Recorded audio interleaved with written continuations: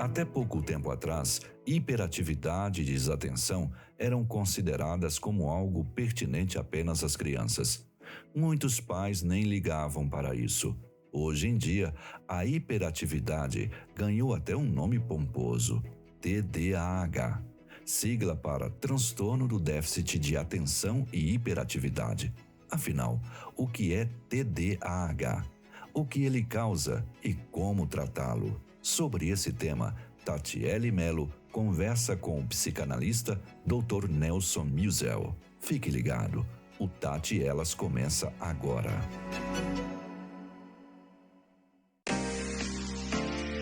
Tati e Elas com Tatiele Melo.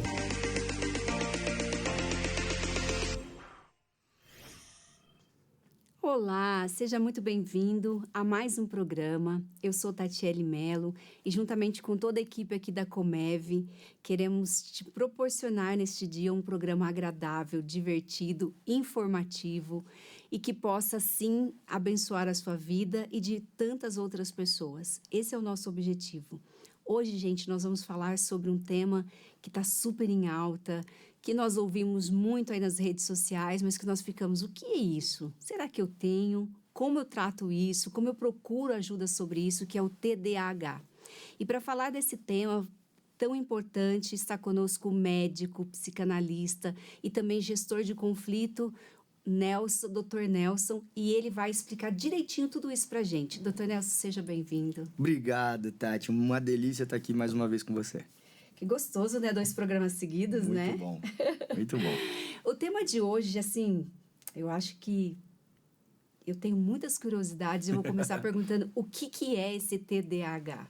O TDAH, ele é uma neuroatipia, né? Ou uma neuroestrutura do cérebro que traz alguns sinais, que faz com que a pessoa tenha um jeitão diferente de um cérebro típico, tá? O TDAH, ele é uma neuroatipia que se caracteriza pela diminuição da produção de um neurotransmissor muito importante chamado dopamina. A dopamina, ela é responsável pela tomada de decisão, pela iniciativa, pela motivação, né? E que ela é muito importante para a gente poder se relacionar com o mundo externo, né? Com as nossas atividades, com os relacionamentos interpessoais.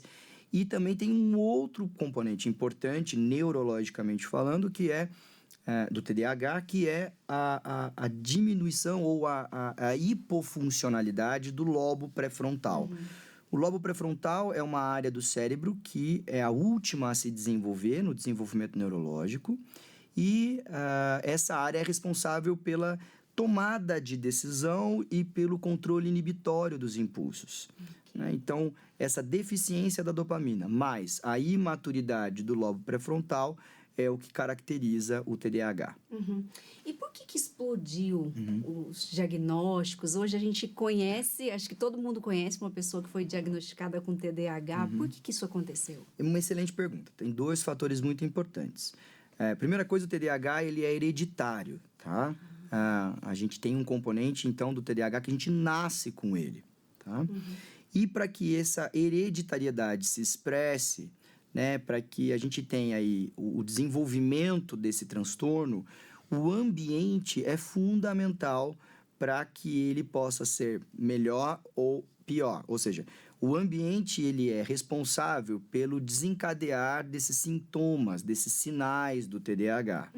Então, quando a gente vê a modificação do ambiente, aí entra avanço tecnológico, acesso às telas, né, a velocidade da informação, a questão da sociedade de consumo, o estilo de vida que a gente leva, isso potencializa aquela hereditariedade que já existia, tá?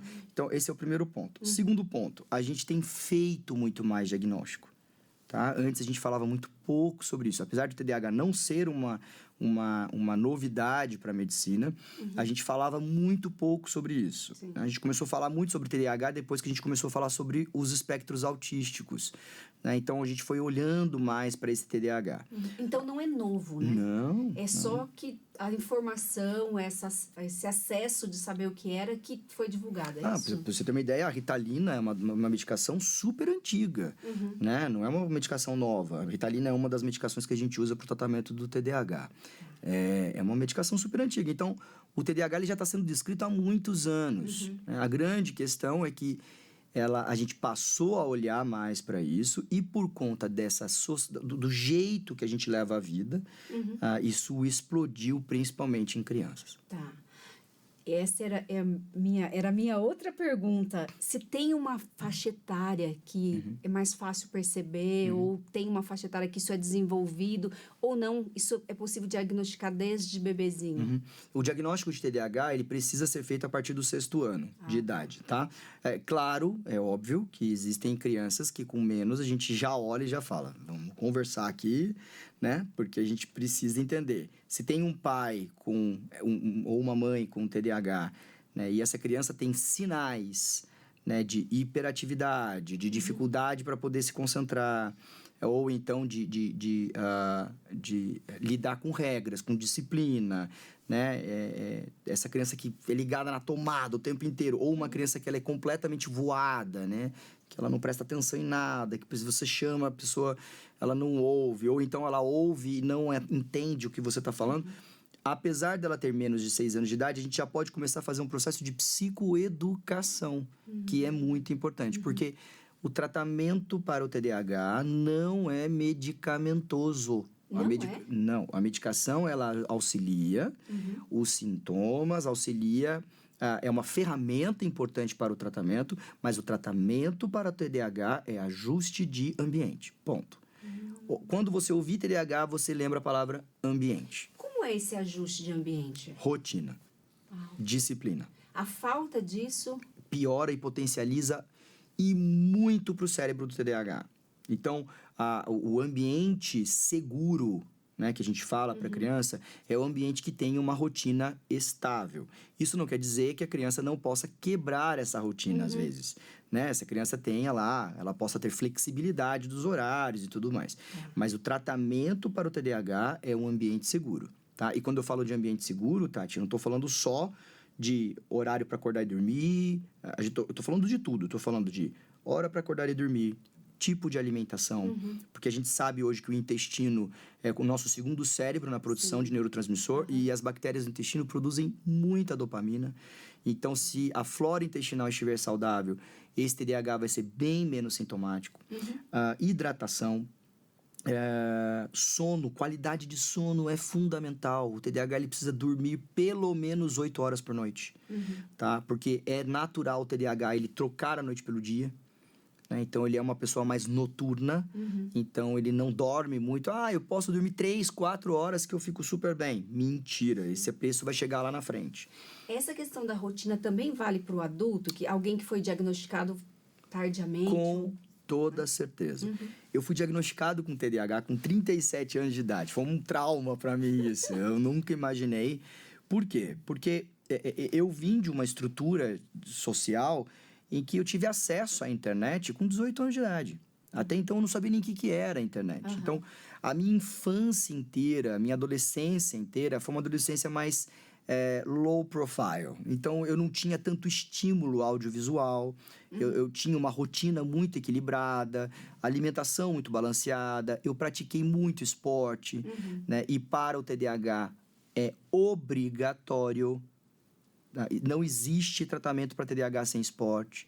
E não é um esporte do tipo caminhadinha leve, tá? É um esporte do tipo competitivo. O TDAH precisa competir. Seja com o outro, seja com ele mesmo. Ele precisa ter a sensação de vencer uma competição. Né? Então, sei lá, vou praticar uma corrida.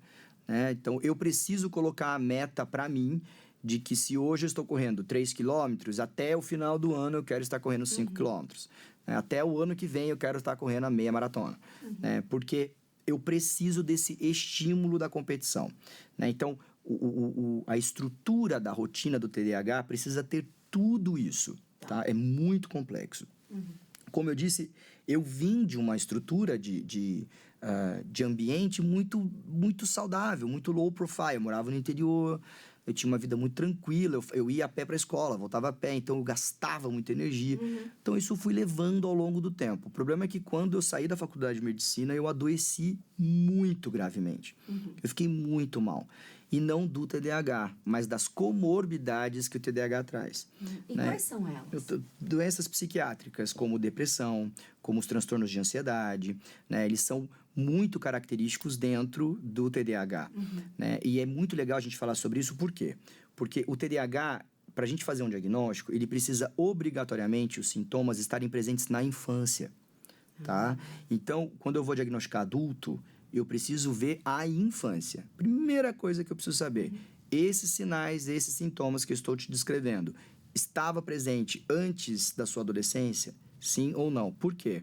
Porque, como é uma neuroatipia, né, a gente tem que ver isso desde a estrutura da infância. Porque na adolescência, a gente começa a ter a presença de doenças psiquiátricas que não são do TDAH e que se confundem muito nos sintomas. 100% dos sintomas de TDAH estão presentes, por exemplo, na mania bipolar da bipolaridade. Né? Então, o que é isso? Isso é uma mania bipolar? Isso é um sintoma de TDAH? Não sei. Né? Então, é muito raro, muito difícil, existe, mas é muito difícil a gente fazer um diagnóstico, por exemplo, de bipolaridade em crianças de 5, 6, 7 anos, 8 anos de idade. É mais comum você fazer mais velho, 11, 12 anos, que já está entrando na adolescência. Né? Mas na infância, não. Então, por isso que esses sintomas precisam obrigatoriamente estar lá. Agora, o TDAH, ele pode ser um pródromo de uma bipolaridade. Tá. Né? O que é essa palavra? O pródromo é como se fosse um aviso prévio. Eu tô avisando que se a gente não resolver essa questão da estrutura do TDAH aqui, isso pode desencadear lá na frente uma bipolaridade. Né? Mas todo TDAH pode ser bipolar? Não. Todo bipolar é TDAH? Não. Mas, se você tiver o TDAH e também a hereditariedade da bipolaridade, que também tem um componente hereditário, isso pode desencadear a bipolaridade lá na frente. Pode ser que você tenha, olha só, pode ser que você tenha a hereditariedade da bipolaridade e não desenvolva os sintomas? Pode. Pode? Pode. Com a modificação do ambiente. Olha. Com a questão da qualidade de vida, com a questão da saúde ambiental. Né? E isso dentro da medicina integrativa é uma coisa que a gente tem falado muito sobre essa homeostase, sobre esse equilíbrio do corpo, da mente e do ambiente. Sim. Doutor Nelson, como que é, quais são aí os principais sinais, sintomas? Você falou alguns, né, das crianças, mas vamos colocar agora, assim, para o pessoal que está em casa, alguns sinais. A gente divide, de uma forma mais estratégica, a gente divide o TDAH em 3 pontos importantes. A hiperatividade, que pode estar presente ou não, tá? Porque daí, se não estiver presente, a hiperatividade é um TDA, que é um transtorno de déficit de atenção, tá? Então, a hiperatividade, a desatenção ou a desordem da atenção. E por que eu falo desordem? Porque no TDAH é muito característico, o hiperfoco, que é a hiperatenção. Então, não é que um paciente ele tem déficit de atenção só. Ele tem um déficit de atenção porque ele tem uma hiperatenção em uma outra coisa. Tá? Então, é normal um paciente com TDAH ter hiperatenção naquilo que naturalmente gera dopamina para ele. Tá? E uma desatenção total naquilo que gere um esforço para ele poder se manter atento. Tá? E o terceiro componente é a impulsividade. Ela é muito importante e, de longe, a impulsividade, para mim, é a pior coisa do TDAH, porque ela desencadeia não só problemas físicos, né, na compulsividade, como também distúrbios nas relações interpessoais. Sim. Então, o sofrimento do TDAH, ele se dá não só pela questão da desordem de atenção e da hiperatividade, mas também, principalmente, da compulsividade. Uhum. Como é essa impulsividade nos relacionamentos? Como é isso? Lembra que eu falei, né, que no TDAH a gente tem uma diminuição da função do lobo pré-frontal, Sim. que é quem faz a regulação dos impulsos. A impulsividade se torna uma compulsividade, tá? Então, você tem super comum compulsão alimentar, tá? Então, você tem pacientes grandes obesos, por exemplo, que entram num quadro de compulsividade alimentar e que vão, por exemplo, a cirurgia bariátrica. E eu tenho um grupo de médicos que são cirurgiões gástricos, que a gente faz um trabalho muito legal junto, Dr. Renato e Dr. Ricardo, justamente nesse cuidado, porque a gente precisa ver que obesidade é essa, de onde vem, né? Então, muitos dos pacientes que eles me encaminham são pacientes adultos que não sabiam que eram TDAH, então fazem a cirurgia bariátrica, resolvem a questão do peso, mas não da impulsividade. E aí, o que acontece?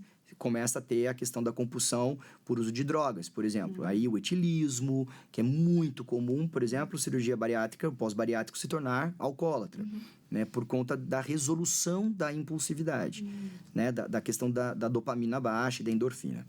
Então, você tem a compulsão alimentar, você tem o uso abusivo de drogas, que é muito comum para o TDAH, e principalmente a pornografia.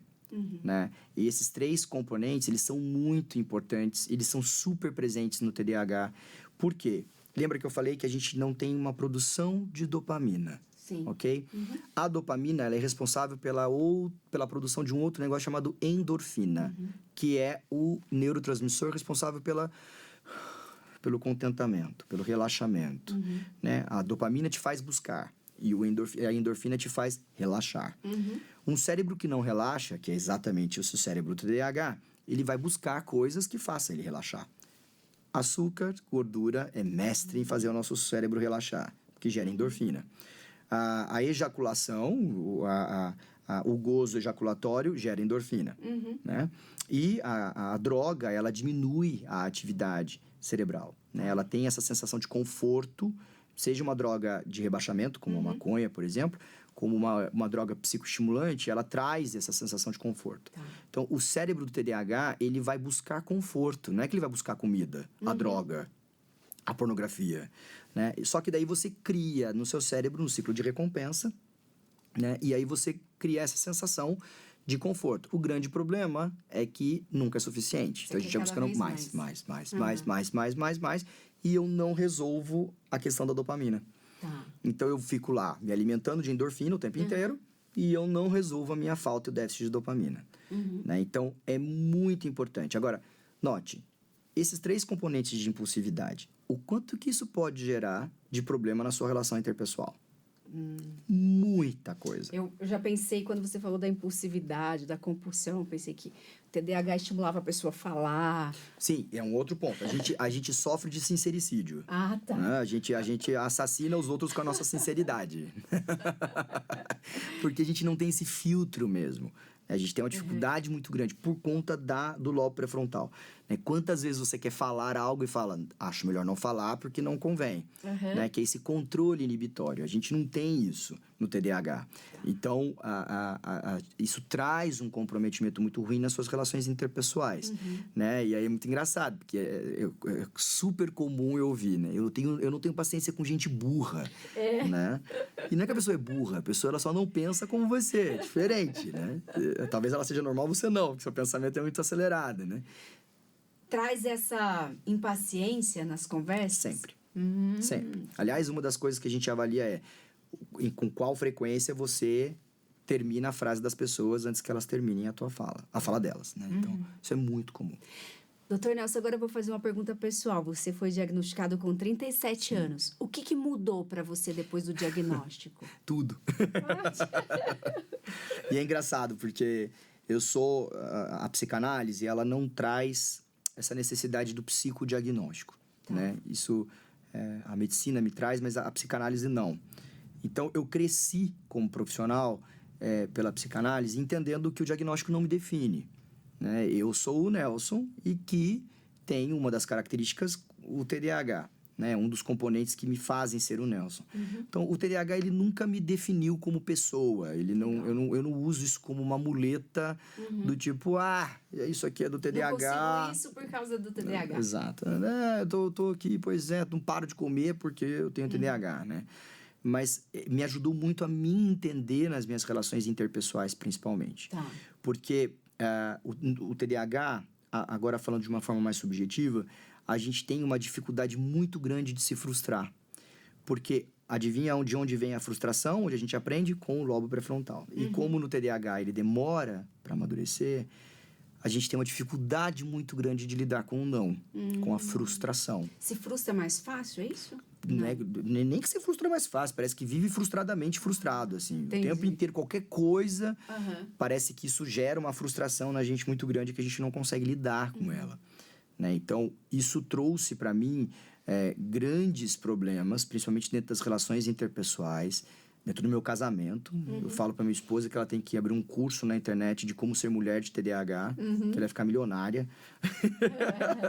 Mas mudou muito a maneira com que eu me enxergava na relação e eu passei a me responsabilizar mais afetivamente, tanto comigo quanto com o outro. Como é essa responsabilidade? Essa responsabilidade, eu entendo que como um paciente de TDAH, com TDAH, eu tenho essa característica de não conseguir me frustrar.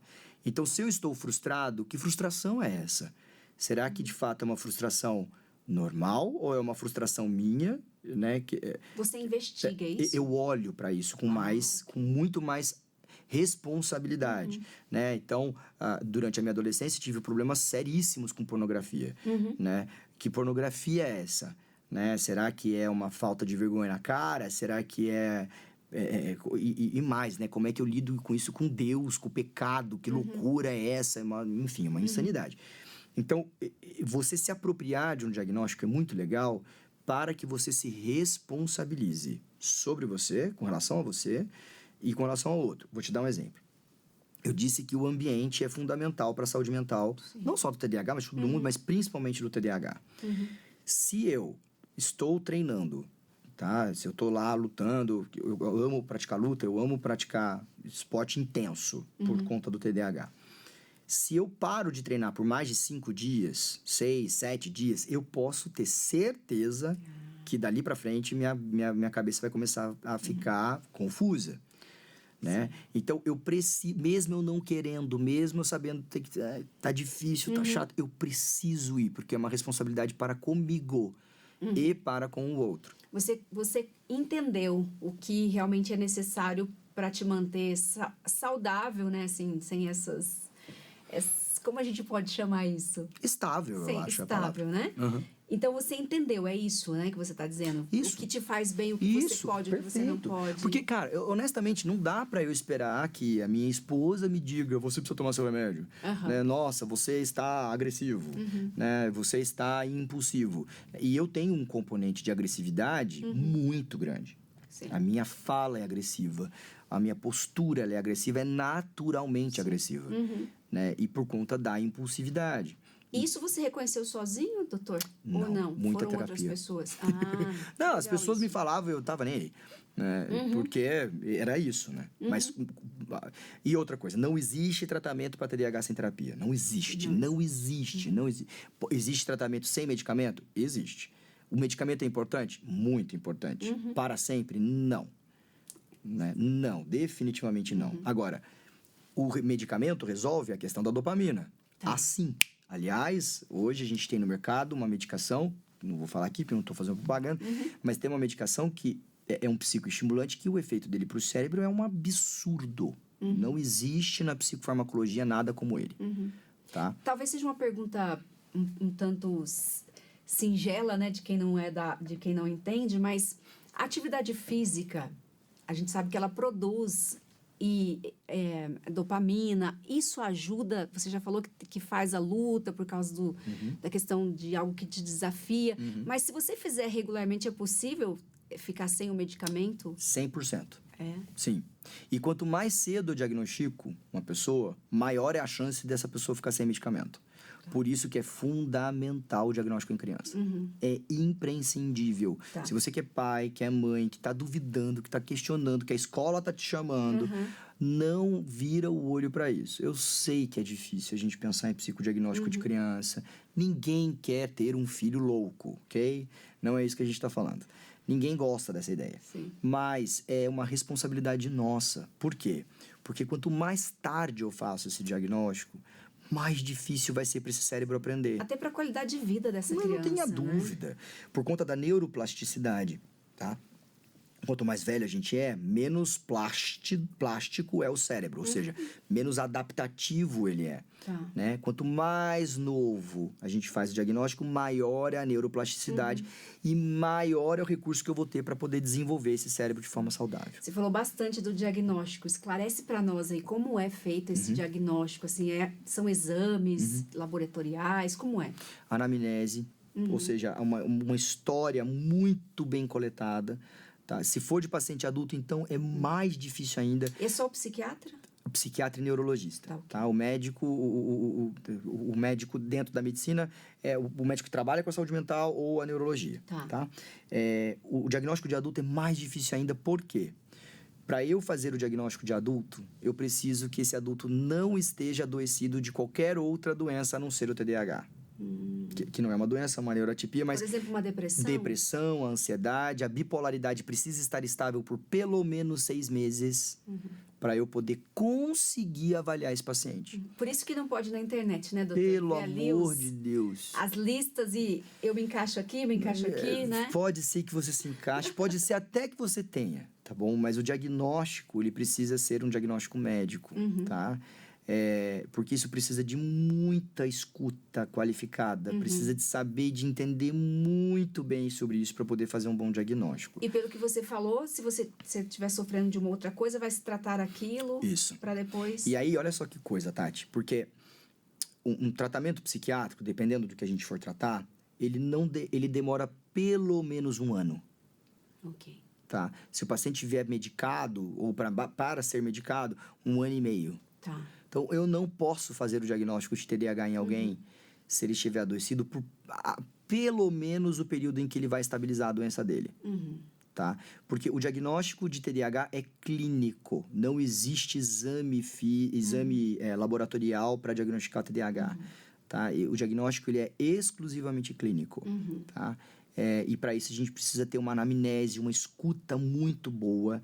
Você precisa conhecer muito bem teu paciente. Tá? Eu tenho um paciente no meu consultório que eu atendo como psicanalista, e ele passou comigo, acho que quase 8 meses, se eu não me engano. E ele não veio adoecido, ele era um paciente estável psiquicamente, ele veio por questões de análise, e só depois de, acho que, 6 meses que eu consegui fazer o diagnóstico dele de TDAH. Com ele estável e eu vendo ele semanalmente. Então, é um diagnóstico muito elaborado. Precisa de muita qualificação para poder ouvir. Hoje, a neuropsicologia, os neuropsicólogos, os psicólogos capacitados para isso, eles precisam de, no mínimo, 10 avaliações desse paciente para poder conseguir fechar um critério para a gente poder discutir a possibilidade do diagnóstico. Então, você ser agitado, de você ter alguns sintomas, isso não significa que você tem e você precisa procurar um profissional. Sim. Nossa, muito legal. Muito esclarecedor. Ô, doutor Nelson, pensando que hoje nós temos aí essa vida corrida, agitada, uma vida onde a gente dorme tarde, né? Acorda, às vezes não tem um sono ali de qualidade, que você já falou que o sono é essencial. O que é esse sono essencial, antes de eu fazer a minha pergunta? Assim, o que é um sono de qualidade? Muito bom, excelente pergunta. Na verdade, o que eu costumo dizer é que a gente deveria voltar aos nossos antepassados, né? Então, a gente precisa priorizar uma qualidade de vida como se a gente estivesse vivendo no meio da natureza. Né? Claro que com a realidade do dia a gente não consegue mais viver como a gente vivia antes. Mas o que eu quero trazer é que tudo está ligado à questão do ciclo circadiano. O que é isso? Tem a ver com a questão do sol, tá? Com o nascer do sol e o pôr do sol. Porque existe uma glândula no nosso cérebro chamada pineal. Ela fica bem no meio do cérebro, que ela é responsável pela produção de um monte de coisas, dentre elas a melatonina. A melatonina é um hormônio do sono. E para que eu consiga ter um sono de qualidade, a melatonina precisa estar numa concentração adequada do meu cérebro, no meu cérebro lá dentro. E o cortisol, que é um outro hormônio produzido pela suprarrenal, ele precisa estar lá embaixo. Né? E o cortisol é o hormônio do estresse, do alerta. Né? Então, se eu vivo numa sociedade estressada, se eu vivo numa loucura, numa insanidade, numa rotina estressante, o meu cortisol ele vai estar lá em cima. Vai chegar uma hora até que o cortisol ele não vai se sustentar mais lá em cima. Né? E aí a gente começa a fazer um sintoma e um sinal de exaustão e de fadiga por um cortisol que está lá embaixo. Né? Que daí é um excesso e um extremo de estresse. A questão é que quando o cortisol está muito alto, a melatonina ela não é eficaz para o cérebro. Então, eu posso até dormir por exaustão, mas eu não tenho o ciclo do sono, eu não tenho o aprofundamento do sono, né, que é necessário para esse repouso, né, inclusive para a concretização da memória, para a qualidade da minha memória, o sono que aprofunda, ele é fundamental. E dentro do período do sono, existem alguns ciclos que precisam acontecer, de superficialização e aprofundamento. Superficialização, aprofundamento. Né? E aí até que superficializa e eu acordo. Né? Então, eu preciso ter essa oscilação do sono. Né? O sonho que a gente tem, ele acontece nesse pico de superficialização do sonho, do sono. Então, eu preciso subir e descer, subir e descer. O paciente que não sonha, ele não precisa nem... Não é que não lembra, mas o paciente que não sonha é uma qualidade de sono ruim. Então, a gente precisa olhar um pouco para isso e entender. Um sinal importante, Tati, a pergunta que eu sempre faço é como você está acordando? Estou acordando fadigada. Né? Eu estou dormindo, sei lá, 6, 7 horas por noite e eu estou acordando cansado. Né? E isso é um mau sinal. E para as crianças, então? Meu pai do céu, a mesma coisa. Aliás, mais importante até. Né? Fundamental. Por TDAH, Tati, a gente preconiza entre 7 e 9 horas de sono. E não acordar mais tarde do que 8 horas da manhã. Tem isso também? Sim. Por conta dessa questão do ciclo circadiano. Okay. Eu tenho um e-book que eu desenvolvi, que eu distribuo para os meus pacientes, que é exatamente sobre isso, né? Critérios importantes para uma rotina. Então, acordar até 8 horas da manhã, arrumar a sua própria cama, para poder ter essa sensação mesmo de ambiente seguro, de cama arrumada. Tomar sol, que é fundamental, né? Até as 9 da manhã, porque é um sol de incidência baixa. Né? E tomar esse sol com o tórax exposto, com os braços expostos, para fixação de vitamina D, para o despertar do corpo, para a melatonina baixar, para o cortisol poder subir de forma adequada, né? Por 10, 15 minutos todos os dias. Sim. Doutor Nelson, o que eu percebo nas igrejas, né? Apesar da gente ter aí várias informações, como esse programa aqui, que está trazendo informações para pessoas de casa, né? Nós cristãos temos dificuldade ainda com algumas coisinhas, né? Por exemplo, diagnóstico de depressão, ainda nós temos uma parcela muito grande que se nega à depressão, né? E também com relação ao TDAH, já tem um movimento aí muito grande dentro das igrejas que negam, né? Essa questão da ajuda com medicamentos. Como que você vê isso, assim? Bom, eu sou muito categórico com relação a isso. Se você é líder de igreja, se você é pastor de igreja e você tem trazido isso para dentro da sua igreja e de cima do seu púlpito, esse tipo de discurso, o que você está fazendo, além de ser um desserviço para a sociedade, é um ato de uma ilegalidade profissional. Você está exercendo de forma ilegal uma profissão que não é tua, né? É a mesma coisa que eu, como médico, querer discutir questões teológicas com um pastor. Isso não faz o menor sentido no estudo de teologia. Né? Um pastor, ele não estuda medicina, ele não estuda psicologia, ele não estuda psicanálise, não estuda nada disso para poder ter recurso para poder falar sobre isso. Primeira coisa. Então, esse é um exercício ilegal de uma profissão que você está fazendo. Eu conheço um caso seríssimo, de um pastor que suspendeu a medicação psicotrópica de uma paciente esquizofrênica e ela se matou. Né? Então, assim, exercício ilegal da medicina, porque você está... Como que você suspende uma medicação de uma pessoa esquizofrênica, né? Dizendo que ela estava endemoniada. A questão aqui, Tati, é que nós precisamos parar de ser medievais. ok? A gente está ainda numa época muito medieval no que diz respeito à questão da ciência, no que diz respeito à questão da medicina. Parece que fé e ciência não se combinam, né? E isso é um atraso, né? Isso é um processo, é um discurso retrógrado, né? É um desserviço social, né? Porque a questão da depressão, da ansiedade e até do TDAH, essas igrejas têm trazido isso como um problema de fé. Exato. Né? E não é um problema de fé. Né? Vai falar para aliás, né? Engraçado, né? Que a gente fala de depressão, mas se tem uma coisa que a igreja tem é gordo, né? Gente obesa, né? E como se a glutonaria não fosse pecado, né? Então, não estou sendo gordofóbico, mas a glutonaria é pecado, né? Então, a gente precisa falar também de glutonaria, né? A gente não pode também deixar de falar de fofoca, porque a igreja quase não tem, né? Maledicência. Né? Então, se a gente for falar sobre essas coisas, então a gente vai ter que começar a falar sobre outras coisas também. E eu acho que olhar o coração mesmo, né? Pelo amor de Deus. Doutor, porque assim, o que eu percebo? E eu tô dizendo isso por acompanhar de perto. Às Legal. vezes, pais que têm o diagnóstico, mas camuflam aquilo como se, nossa, meu filho vai ser... As pessoas vão olhar para ele diferente. Sim. Ou questão de orgulho mesmo, sabe? Nossa, ninguém pode saber Sim. que ele tem isso. Quando, na verdade, se o Ministério Infantil souber, Puxa vida. né? Se as pessoas da igreja souberem, elas vão poder ajudar essa criança, porque a não se sentir diferente, a lidar com a dificuldade dela, como você falou, da questão do foco, né? Mas vendo muito de perto isso, assim, que as pessoas, quando têm as crianças diagnosticadas, elas entram nessa área de como se meu filho... Nossa, o que vão pensar? Vão achar que eu estou em pecado? Vão achar que meu filho é inferior? Desobediente, Exato, assim. Então, cria-se isso, né? Nós precisamos romper com isso, né? Com toda certeza. Eu faço parte de uma igreja, eu tenho o privilégio de poder fazer parte dessa igreja, e eu trabalho dentro do departamento infantil, junto com a minha esposa. E o que está sendo muito legal é que a gente tem feito um trabalho mesmo de suporte até para acolher esses pais, que a gente, durante a aula, durante a dinâmica com as crianças, a gente começa a olhar. Então, a gente tem capacitação dos professores para poder entender o que é uma neurotipia, como entender o autismo, por exemplo, como entender um espectro autístico, como entender a questão do TDAH, porque são essas neurotipias mais comuns da infância. Dentro do departamento dos jovens, dos adolescentes, como entender essa questão da ansiedade, da depressão, como lidar com isso.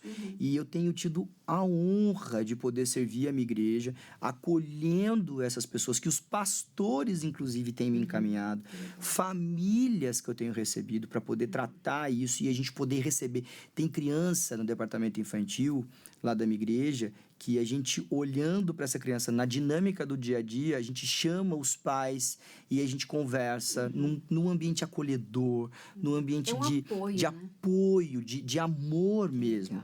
Né? E a gente tem capacitado, inclusive, os professores, porque muitas vezes, todas as vezes, o professor da escola dominical, por exemplo, ele é um voluntário. Ele não é uma pessoa que foi capacitada para isso, como pedagogicamente falando, né?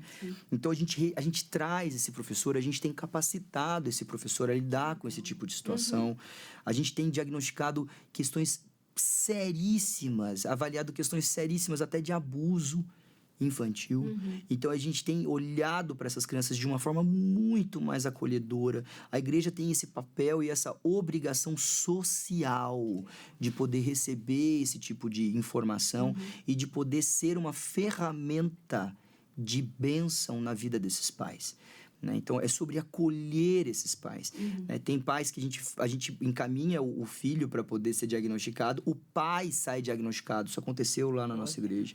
Né? Então, isso tem sido uma ferramenta de muita transformação e esse é o papel da igreja. O que eu quero deixar aqui claro, e se para você que está ouvindo a gente ainda pensa dessa forma, os comprometimentos psiquiátricos, as neurotipias, não são falta de fé. Ok? Isso é muito importante. Agora, claro, como toda e qualquer doença, ela é originada pela queda, né? Pelo pecado original. Se não houvesse o pecado lá original, não teria nada disso. A gente estaria tudo lindo, perfeito, como vai ser na glória. Maranata, vem logo.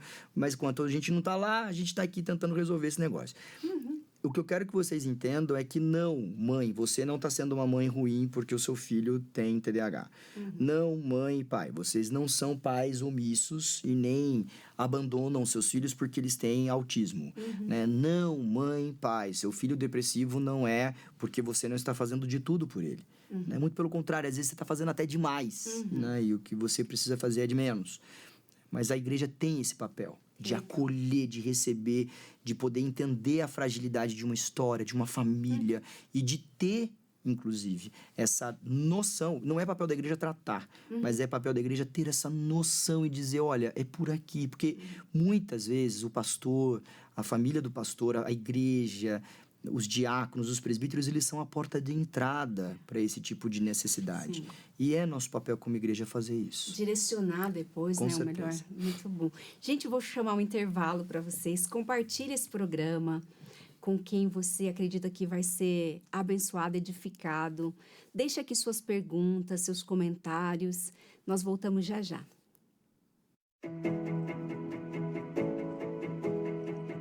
Estamos apresentando Tati Elas com Tatiele Melo.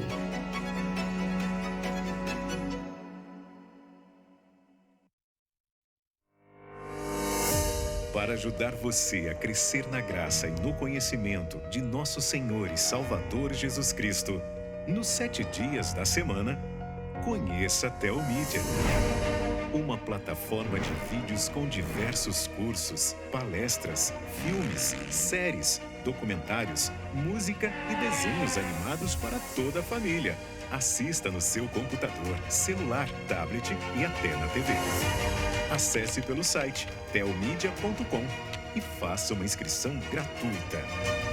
Telmídia. Assista quando quiser, onde quiser.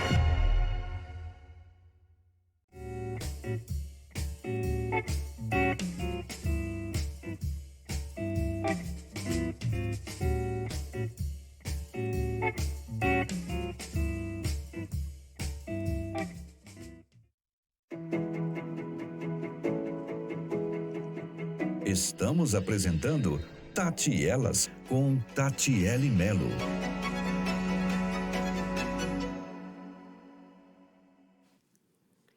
Estamos de volta, gente, batendo um papo gostoso com o Dr. Nelson. Ele é médico, ele é psicanalista e também gestor de conflito, e ele está dando uma aula aqui para gente sobre TDAH. Então, aproveite essa oportunidade para você tirar as suas dúvidas, mandar as suas perguntas e também compartilhar esse link, que eu tenho certeza que você vai abençoar muitas pessoas. Doutora, você falou dos sintomas, você disse para a gente do diagnóstico. Agora, o TDAH, ele é uma sentença de fracasso na vida? Pode ser. Pode? Depende. Eu tô olhando você ao contrário. Pode ser.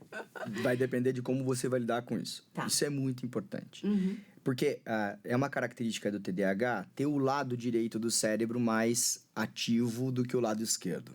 O lado direito é responsável pelo quê? Pela parte da criatividade, da subjetividade, da arte, dessa coisa de uma visão mais ampla de algo, dessa coisa mais esquemática. Tanto que a memória do TDAH, ela é totalmente esquemática. Né? Se eu for ler, eu não vou memorizar uma linha do que eu li. Agora, se você me fizer um mapa mental na minha frente, eu vou decorar a cor, o detalhe do detalhe, do detalhe do detalhe, né? Eu me lembro quando eu estudava pro vestibular, a minha parede, sem saber, a minha parede, eu grudava cartolinas com todas as fórmulas que eu tinha que decorar, com cores diferentes. E na hora que eu ia fazer as provas, eu lembrava da cor. Eu tive uma professora de bioquímica, nunca mais vou esquecer disso. Era uma matéria da faculdade de medicina que era muito difícil. E essa professora era uma professora dificílima. E ela chegou, no primeiro dia de aula, ela falou assim, nunca dei um 10 na minha vida. Né? Eu falei, beleza, prazer, meu nome é o seu primeiro 10, né? Porque o TDAH é muito movido a desafios, né? E aí eu lembro que eu tirei 10 nessa prova dela, e ela me corrigiu a prova 2 vezes. Porque ela não acreditava que eu tinha tirado 10. E aí eu fui explicar pra ela o porquê, e aí eu mostrei, meu caderno era só desenho. Tudo desenhado. Eu desenhava tudo que ela dizia. Então, eu memorizava aquilo na forma esquemática com cor, com tudo aquilo, e aquilo entra na minha cabeça e não saía mais, né? Então, é uma característica importante do TDAH. Agora, a gente precisa, primeiro de tudo, saber que ele existe. Saber que isso é nosso. Tá? Se eu souber e se eu adequar o meu ambiente com um ambiente seguro, relações estáveis, que também é muito importante, né? Qualidade de vida, alimentação balanceada, atividade física, qualidade de sono, enfim, ter uma rotina saudável e estável, isso pode ser extremamente funcional e benéfico para o mundo. Por quê? O TDAH ele tem uma maneira de enxergar o mundo diferente, é atípico. Então, sempre a gente vai olhar para as coisas de uma forma que talvez a maioria das pessoas não estão enxergando. Né? Eu sempre foi uma luta para mim a medicina, porque eu não sou uma pessoa convencional. Eu nunca fui. E eu achava que a medicina era aquele médico, né? Jaleco do Einstein, com gravata. Eu achava lindo aquilo. Eu tenho amigos que eles são o típico médico, assim. Acho tão bonito aquilo. Eu falo para eles, cara, que orgulho de vocês desenvolvendo técnica cirúrgica, né? Nessa coisa toda formal e tal. Eu nunca iria me enquadrar naquilo, né? E foi muito difícil para mim. E foi só depois do diagnóstico que eu aceitei essa atipia, né? Desse jeito diferente. E que isso me trouxe um benefício muito grande. Porque quando eu aceitei que eu não seria aquilo ali, aquele padrão, né? ISO 9000, né? Eu me libertei disso e eu pude desenvolver a medicina de um jeito que hoje... eu tenho podido fazer a diferença na vida de muitas pessoas, né? Desse jeito esquisito, estranho, enfim, diferente de fazer aquilo que eu faço. Até mesmo dentro da própria psicanálise, para mim é uma dificuldade, porque eu não sou um psicanalista conservador, né? Freudiano tradicional e tal, que não dialoga, não interage e tal. Então, para mim foi muito difícil. Agora, se você que tem um diagnóstico de TDAH, ou se você é mãe ou pai que tem um filho com diagnóstico de TDAH, eu quero trazer para vocês essa palavra de esperança, porque se você faz esse diagnóstico e ajusta esse ambiente com intervenção neuropedagógica, neuropsíquica, com essa psicoeducação, esse cérebro ele pode desenvolver coisas extraordinárias. Porque também é uma característica do TDAH o multitalento. Também é uma característica do TDAH uma inteligência fora do padrão. Não estou dizendo de QI, tá? Mas eu estou falando que também tem, mas não só QI, mas também essa qualificação de uma inteligência emocional. Uma pessoa que consegue se relacionar com pessoas. E hoje em dia, o currículo mais importante de todos é o relacionamento, né? É o network. Então, isso para o TDAH é extraordinário. O TDAH ele tem ideias que ninguém está tendo, né? Então são grandes empreendedores, são pessoas que têm ideias que ninguém estava pensando nisso e que para o TDAH é óbvio, né? Que são ideias, que são ideias inovadoras. Ou uma coisa que todo mundo está indo por essa linha pensando e o TDAH sempre vai pensar por uma linha diferente, de repente algo extraordinário e você fala, cara, que legal. Que é isso. Ou seja, a beleza no diferente, né? Muito. A grande questão é que a gente precisa aceitar essa diferença. Eu tenho uma história que é muito engraçada. E hoje é engraçada. Né? Muito. Eu tenho uma história que é muito engraçada. Eu tinha 12 anos. Eu lembro que eu tirei a roupa, fiquei nu na frente do espelho e eu falei, hoje eu vou te conhecer. Ô, Tati, que criança que com 12 anos faz isso? Sabe, você fala, você tá empinando pipa, jogando bola, brincando na rua. E eu estava lá, sofrendo sobre a complexidade do ser. E eu tentando me conhecer melhor, né? Hoje eu tenho 42, não conheço porcaria nenhuma ainda. Mas são 30 anos de trajetória e eu tô aqui vivo. Não, muito legal. Mas, gente, para você que está em casa, é uma esperança olhar para o Dr. Nelson, né? Ele é médico, casado, pai de uma filha de 6 anos. Super bem... uma pessoa de sucesso, bem resolvida.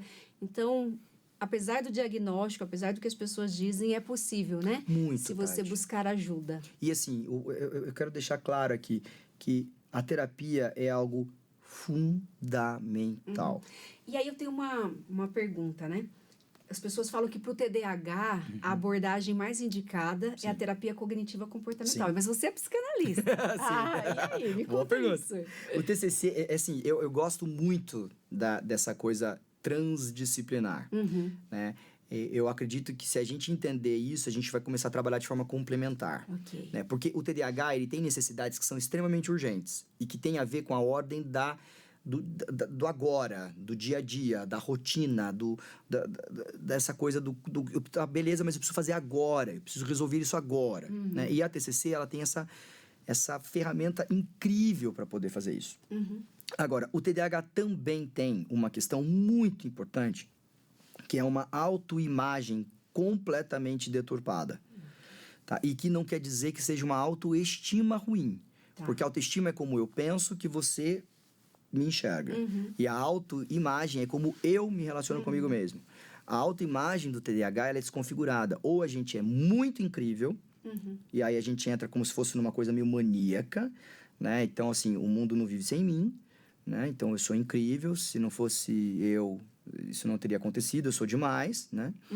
Ou eu sou o lixo da sociedade, o último depois de ninguém, eu não presto pra nada e eu mereço morrer. Né? Nessa intensidade. Então, essa autoimagem, ela é muito desconfigurada e tem a ver com a construção da identidade. E que para o cérebro do TDAH, essa construção de identidade, ela é muito deturpada. Até porque se você não faz as mesmas coisas que todo mundo, né? Mas até antes, eu tô falando isso do 0 aos 6 anos de idade. Porque como a gente não consegue encontrar suficiência pela falta da dopamina e da endorfina, essa insuficiência ela impacta diretamente na construção da imagem que o TDAH tem dele mesmo. Então, isso vai trazer comprometimentos seríssimos lá na frente, né? Nessa relação com o outro. Então, a terapia comportamental ela é fundamental para as questões práticas, da ordem do dia a dia, do que fazer, do que não fazer, de como fazer, que hora fazer. E a psicanálise, ela entra para essa questão mais analítica, para essa questão mais filosófica do ser, ok? O Winnicott, ele fala o seguinte: antes de existir, a gente precisa ser. Existir, a gente existe nas nossas relações interpessoais aqui fora. A terapia comportamental cognitiva, ela intervém na existência, nas minhas relações aqui fora. A terapia analítica, ou a psicanálise, ela vai intervir no ser, nessa questão que é construído de forma 100% subjetiva, inconsciente, e que começa do 0 de idade até os 5, 6 anos de idade dessa criança. Então, essa identidade que é construída aqui, ela é quem governa os nossos afetos até o resto da nossa vida. Que legal. Doutor Nelson, e a impulsividade versus pecado?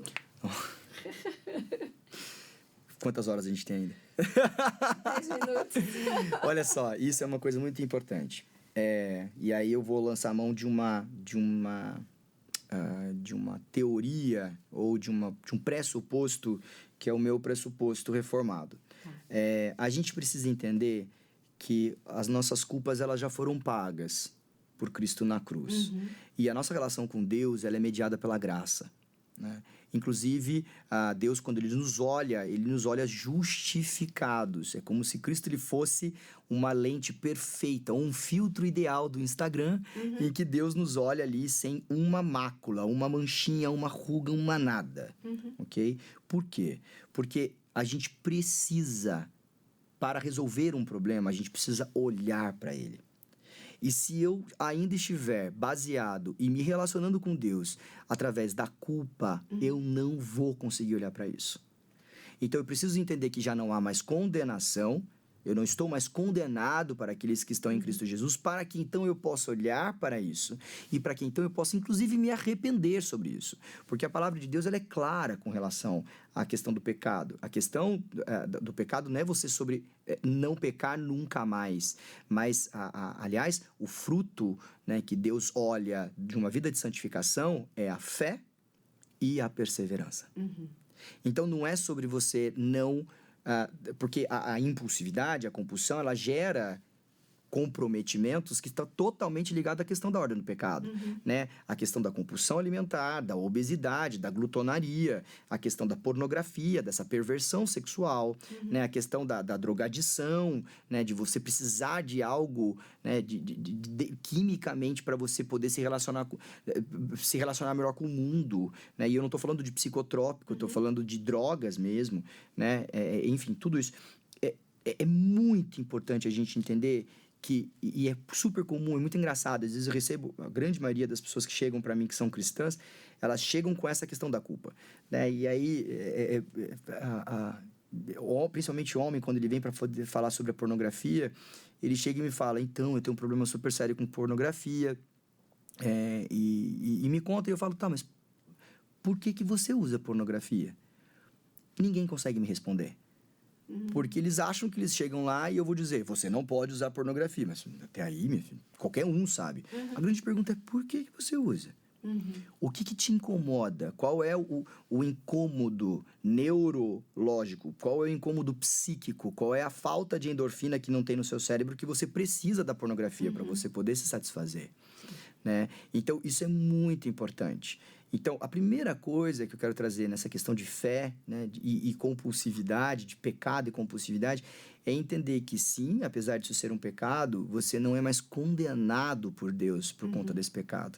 E a grande questão que Deus quer é que você entenda que é necessário a luta contra isso. E aí Deus lança a mão de profissionais, lança a mão de recurso científico para poder te abençoar e gerar no teu cérebro dopamina o suficiente para que você não precise mais usar desses recursos para poder se satisfazer. Ah, mas toda a nossa satisfação ela tem que estar em Deus, não é isso que a Bíblia fala? Muito bem, a ciência é desenvolvida por quem? Por Deus. Se existe hoje a capacidade do homem de desenvolver algo que me gere essa sensação de alívio e que me gere esse conforto dentro do meu cérebro por uma deficiência que eu tenho, se isso não é milagre, é o quê? Isso é de Deus. Ah, mas Deus poderia estalar o dedo dele e gerar dopamina no seu cérebro? Claro que sim. Assim como Deus poderia estalar o dedo e curar um câncer, mas ele usa a quimioterapia, a oncologia para abençoar as pessoas. E isso não é pecado? Por que então eu lançar mão de recursos da oncologia para tratar um câncer não é pecado e usar recursos da psiquiatria para tratar uma questão psíquica é pecado? E até as questões mais simples mesmo, né? Claro. Tomar um banho. Exato. Aquilo dá um prazer, Exato. uma satisfação, principalmente se você tiver horas sem, né? E o que é legal, Tati, é que no cérebro do TDAH, eu costumo dizer que ele é um cérebro descontentado, ok? E o objetivo nosso é encontrar esse contentamento, que é esse equilíbrio do cérebro, que é essa coisa da endorfina, dopamina, serotonina, tudo organizadinho ali, né? Na glória, eu acho que a gente vai ter esse equilíbrio lindo, perfeito, onde tudo vai ser pleno, constante, como foi um dia. Por conta da queda, a gente não tem isso no cérebro. A gente busca incessantemente essas questões, né? E Deus tem nos abençoado com milagres ordinários e extraordinários. E Deus sempre deixou a responsabilidade humana, né? O trabalho ele foi criado antes da queda. Sim. Então, significa que, por exemplo, a atividade física é algo que nós devemos fazer. Exige a minha responsabilidade. Eu lembro que você falou que você se tornou consciente da responsabilidade que você tem que ter, por exemplo, de fazer as artes marciais. Sim. Então, eu acho que a pessoa tem que trazer isso também, né? Com relação à impulsividade. Eu vou buscar recursos para lidar com isso que está trazendo dor para mim e dor para as pessoas que estão em volta, né? E tem recursos, como você falou, que Deus deixou. Eu acho muito legal. E doutor, pensando assim, quem está em casa, que convive com uma criança ou com um adulto que tem TDAH, o que essa pessoa pode fazer para contribuir? Ou o que ela não deve fazer jamais ali? Porque a gente percebe também que há, como tudo que a gente tem vivido, né, a questão da polarização. Existe ali mães superprotetoras quando descobre o TDAH, então assim, ele não consegue mesmo por causa do TDAH, ele é agressivo mesmo, mas eu tenho que entender que é por causa do TDAH, não adianta eu corrigir, eu já vi isso presencialmente, assim.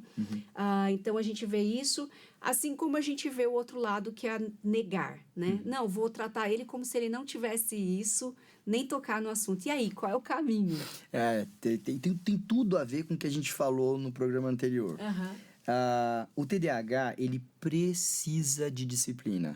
Ok? Não existe tratamento de TDAH sem disciplina. sem regra, sem disciplina, mas é uma disciplina e uma regra que ela precisa ser construída. Não adianta eu verticalizar essa regra, não adianta eu colocar e impor essa regra de forma ditatorial, porque para o TDAH isso é um veneno. Né? Tudo que é invasivo, tudo que é intrusivo, tudo que é imposto, isso vira... É uma reatividade. O TDAH ele faz pum, isso. Por isso que é muito comum o TOD, que é o transtorno opositor, desafiador. Em crianças que ainda não são TDAH, porque a gente não consegue diagnosticar, porque são menores de 6 anos, mas que a gente já recebe essa criança como TOD. Né? Porque é aquela criança que normalmente o pai ele traz a regra e bate de frente. É uma criança que ela vai desafiar. Né? Ele vai questionar. Porque o TDAH ele questiona absolutamente tudo. O que você trouxer. Não é porque ele é desobediente, é porque ele precisa concretizar a memória de um jeito que a criança que não tem TDAH não concretiza. Tá? Então, a criança do TDAH, ele precisa construir esse conceito. Então, ele vai desafiar, não no sentido de desobediência, mas no sentido de concretização. Uma necessidade dele, né? Dele. É como se... Peraí, deixa eu ver se é isso mesmo. Deixa eu te fazer uma pergunta. É isso mesmo? É isso mesmo?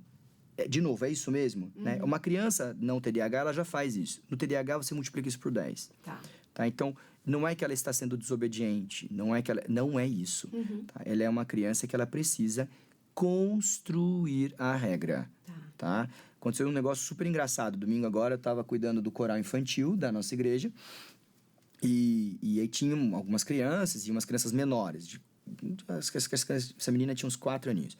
E assim, ela é visível, ela é hiperativa, ela é muito engraçada, ela é pra fora, ela é extrovertida, ela pega o microfone, ela canta e tal.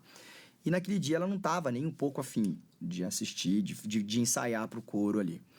E aí minha esposa tava lá na sala, e aí eu vi que minha esposa pegou, abraçou ela, né, no sentido de acolher mesmo. Ela falou, o que tá acontecendo, né?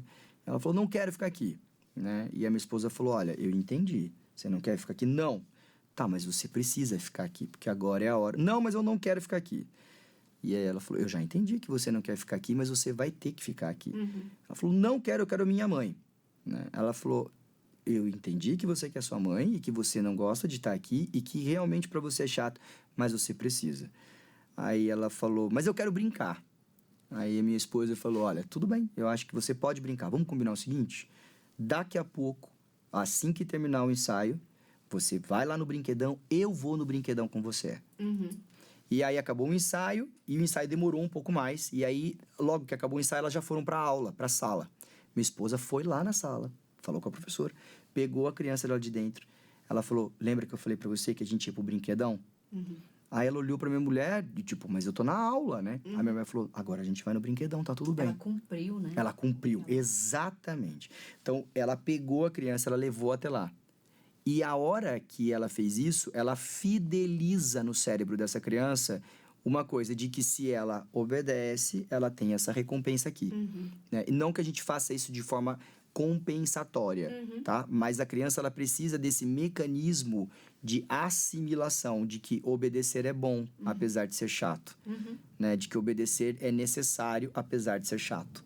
Né? Não tô comprando a criança. Ah, se você fizer isso, eu vou te dar tal coisa. Não é isso. Né? Mas esses acordos, eles precisam acontecer para que a criança possa construir o conceito de regra. E isso é muito importante. Porque a criança, ela vai desafiar. Porque o TDAH, ele tem isso. Ele sempre vai desafiar. Aliás, nunca diga duvido para um TDAH, porque ele faz. Porque a gente é movido ao desafio, né? Pelo desafio. Então, não é sobre desafiar a criança, mas é sobre construir juntos. O que você acha disso? Isso aqui vai ser bom para você por conta disso. Né? Eu estou te ouvindo. Isso vale para adulto também? Mas, com certeza. Por exemplo, uma esposa que o marido descobriu agora? Com certeza. Vou te dar um exemplo. Depois do meu diagnóstico, minha relação com as coisas, com as pessoas mudou muito. Principalmente com a minha esposa. E é muito engraçado porque no começo ela queria me resolver os problemas. Então ela ficava lá, tipo, você vai se atrasar, você tem que fazer isso, vamos fazer sua agenda, e vou tal coisa. Isso me irritava, porque a sensação que me dava é que eu era um idiota, que eu não conseguia fazer as coisas. Né? E aí eu tive que sentar com ela e falar, olha, eu sei, muito obrigado pelo que você está fazendo, eu entendi que é amor, mas isso só está só piorando. Né? Então, esse diálogo é fundamental. Né? E aí ela fez uma pergunta muito importante. Ela, como é que eu te ajudo, então? Me ensina como que eu te ajudo. Né? E nós somos muito intensos. O TDAH é extremamente intenso. Nós somos superlativos, a forma com que eu falo é superlativa, é intensa, dá para ver. Então, o nosso sentimento é intenso. O nosso afeto é intenso. A nossa impulsividade gera essa intensidade. Então, às vezes, quando eu percebo que eu estou sendo impulsivo, que eu estou indo para um lado mais intenso, ela olha para mim e ela fala, será que você não está sendo intenso demais? Eu falo, acho que sim. Né? Então, eu diminuo aquilo e eu falo, ok, vamos lá, vamos... Né? Ela te leva a uma reflexão. Reflexão. Porque a gente não tem problema... Olha que doido, a gente não tem problema nenhum em assumir erro. Zero problema. Zero. Zero problema de assumir erro. Fui eu que fiz mesmo, onde é que eu assino, quanto pago, quanto eu devo. Não tem zero problema. Tá? A gente tem zero problema. Não gosta da imposição. O que não gosta da imposição. Exatamente. E eu lembro que eu falava, cara, por que você está me tratando como se fosse minha mãe? Para. Você não é minha mãe. Né? Então, essa construção do... Poxa, será que, né? Você não vai chegar atrasado? Eu falo, nossa, é mesmo. Né? Então, e aí é muito legal, porque daí eu posso pedir ajuda. Pô, você me lembra disso, né? Porque é muito importante. Tá? Hoje eu tenho uma assistente pessoal que ela cuida da minha vida inteira.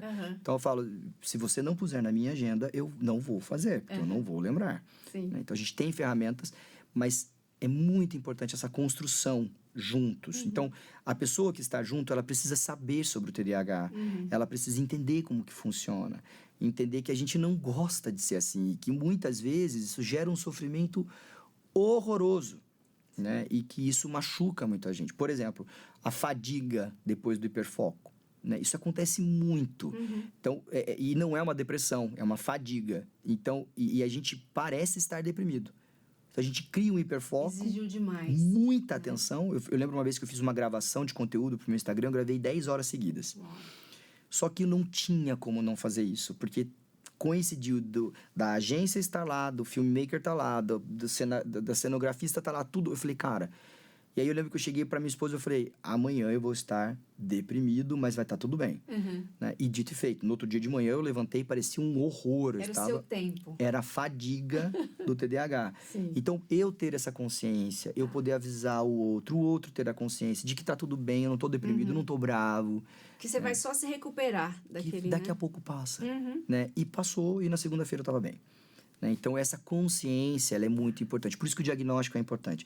Agora, isso não significa que porque eu tenho TDAH e eu tô numa fadiga pós-hiperfoco, eu tenho o direito de xingar e brigar com todo mundo e tá irritado com o meio planeta. Né? Isso não quer dizer que se a pessoa não tá entendendo o que eu tô falando, ela é burra e eu sou incrível. Não. Né? Isso quer dizer que você não sabe se comunicar. Né? Então, isso é muito importante. E trabalhando, né? Muito. Doutor Nelson, que delícia de entrevista. Eu fui muito abençoada, muito edificada, conheci muito aí sobre o TDAH.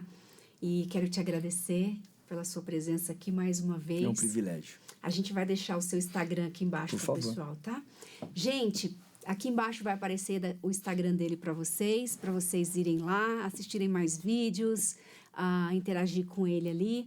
Eu espero que você tenha sido abençoado com este programa, assim como eu fui.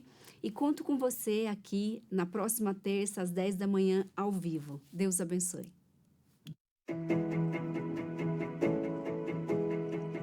Tati e Elas. Apresentação: Tatiele Melo. Produção: Arthur Mendes. Direção-geral: Marcelo Valim. Gravado no estúdio Comev. Um programa Telmídia. www.telmedia.com